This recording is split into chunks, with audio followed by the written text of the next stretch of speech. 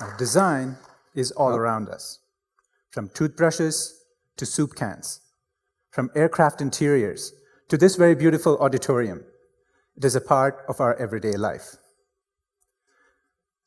Today, I'm going to be talking about how design has evolved and how the role of designers is evolving with it. Now, there are many kinds of designers. There's architects, industrial designers, interior designers, fashion designers. I am an industrial designer. Now, we are called that not because we design industries, but because we design everyday mass-produced goods that you can find around you. Things like shoes, phones, cars, and so on.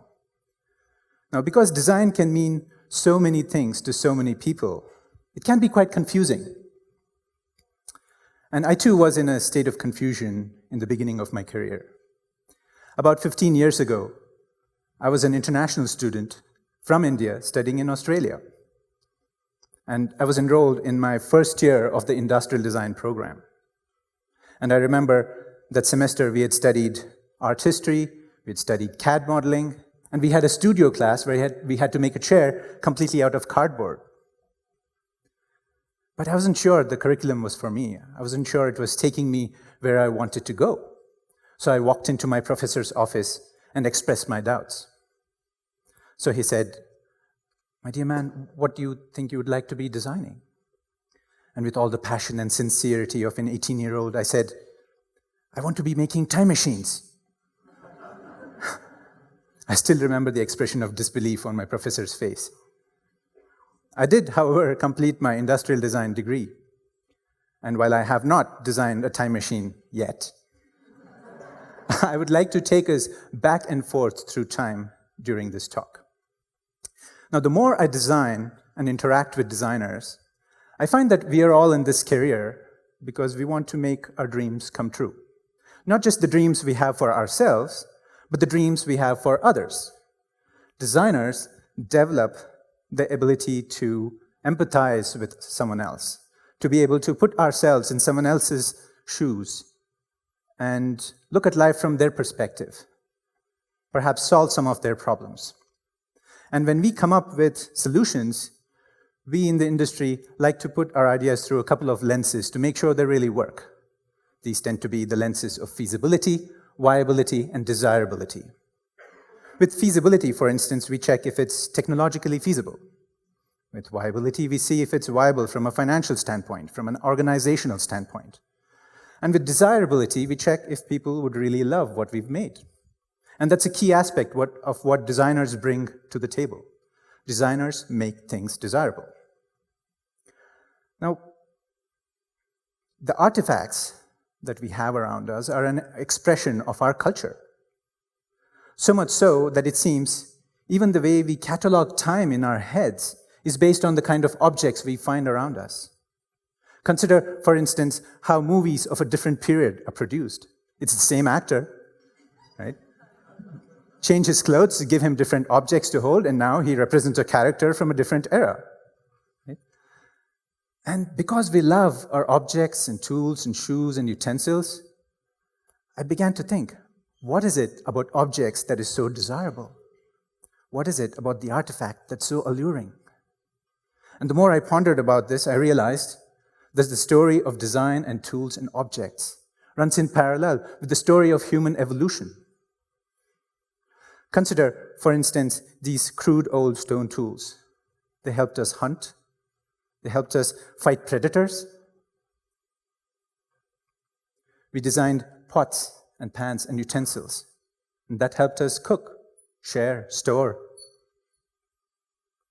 We designed farming tools, and farming helped us put together a consistent supply of food throughout the year. We built shelter, and that helped us protect ourselves from the forces of nature. It also helped us build community. So right from the very beginning, we have been designing our way out of our problems.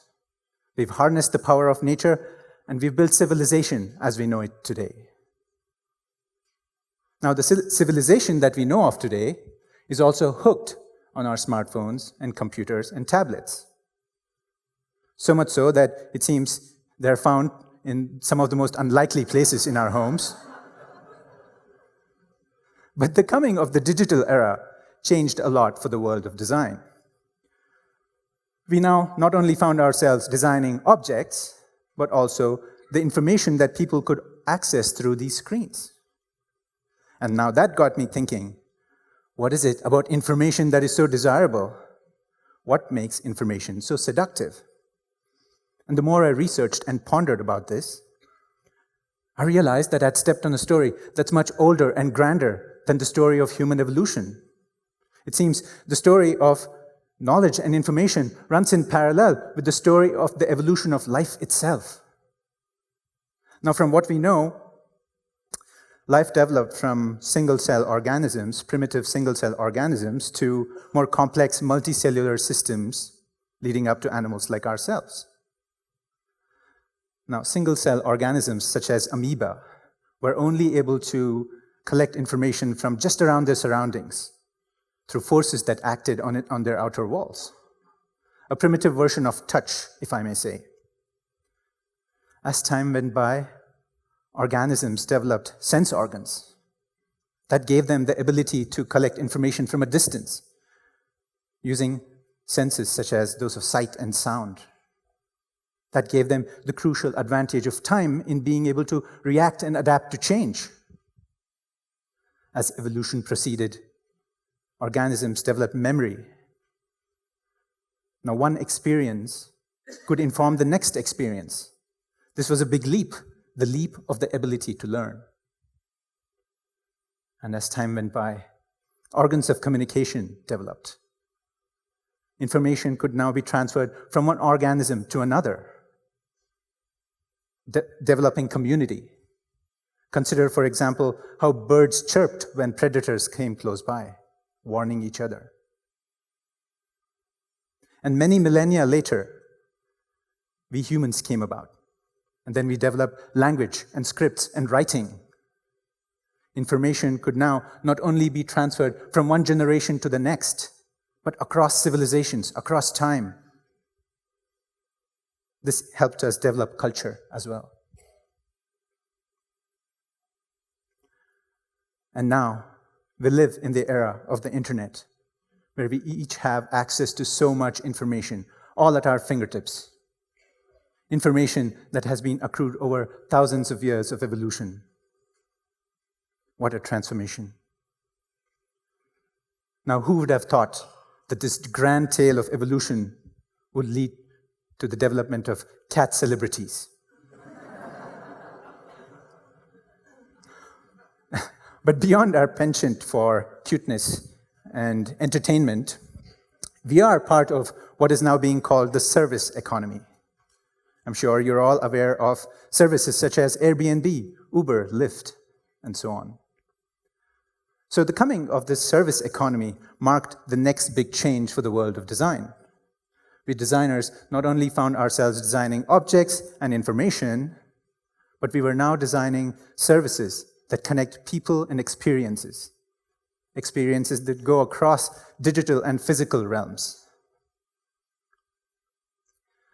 So what's next for design?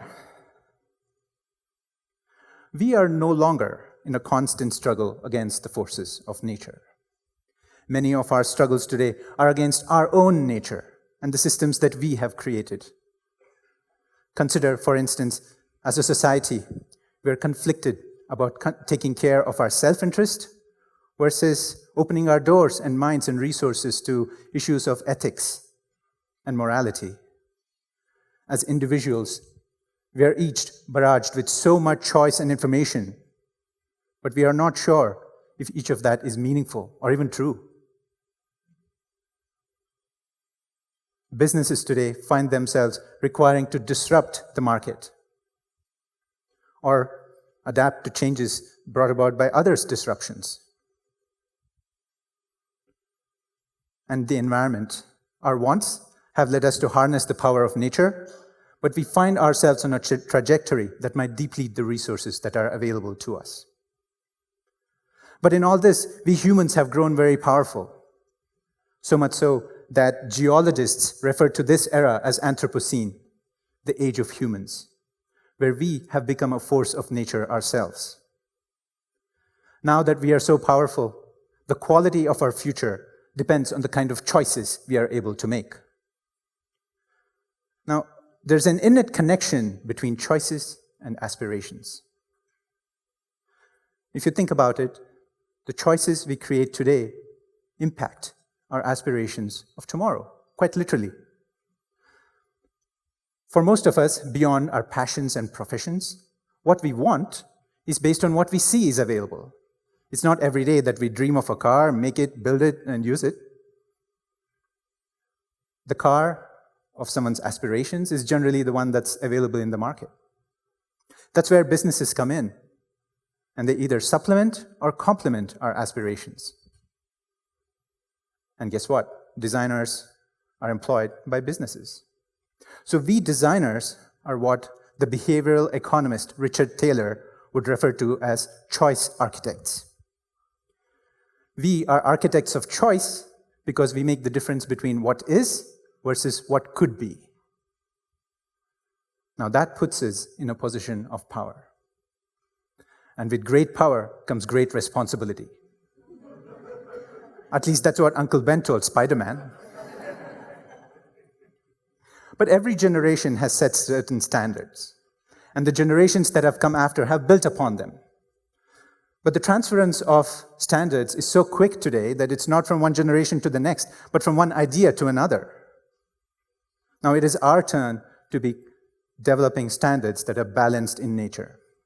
So far, the kind of solutions that we've been developing are skewed more towards the needs of the individual and businesses. Going forward, we need to be creating a balance between the values and needs of the individual and society, of businesses and the environment. As we proceed, not only are we going to be designing things that people would aspire to buy, but the very nature of our aspirations. In doing so, human-centered choice architects will find ourselves not just grappling with issues of technology and materials, but also those of morality, human psychology, and business and systems.